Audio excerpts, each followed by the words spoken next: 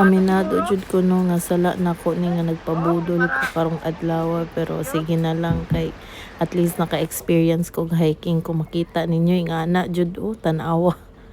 Hapit pa ta mahayang, grabe na jud.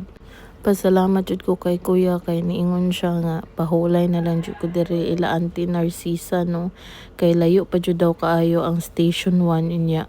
Muahon pag abot dito sa unahan padulong sa peak, so nakaana jud ko nga dili lang ko pasalig yang nga mopadayon ko kay para dili hassle sa kong mga kauban nga madelay sila, o dili pud hassle para sa kay kuya nga magsagubang sa kuha perminti sa likod nga dapat siya ang mag-una dito sa taas.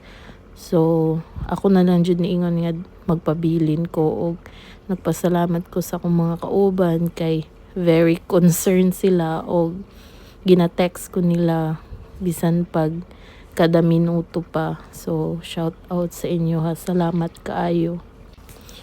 Tapos nagpasalamat po ko diri kay Ate Narcisa no, kay gidawat ko niya sa ilang balay nya, gi-offeran ko niya brush, tubig para manghimasa sa nya, nagbrush ko diri sa ko ang sapatos nya, ni offer pagid siya nga siya nalay-halay nya.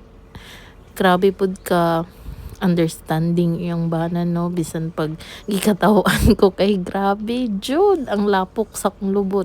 Laliman mo guys, ikaduha jud ko or walay labot ganiha dito sa pag adto namo sa may lapukan padulong pala ila Ate Narcisa, ikaduha nako na bundak, og dito sa may lapukan kapila po ko na slide. So mao na ni ang resulta, pero happy man gihapon ko, magyapon ko ginabati, and happy pud ko kay nakamit kog mga bagong tawo nga ma-friend nako, and mao to nakighinabi pud ta diri bahin sa bukid.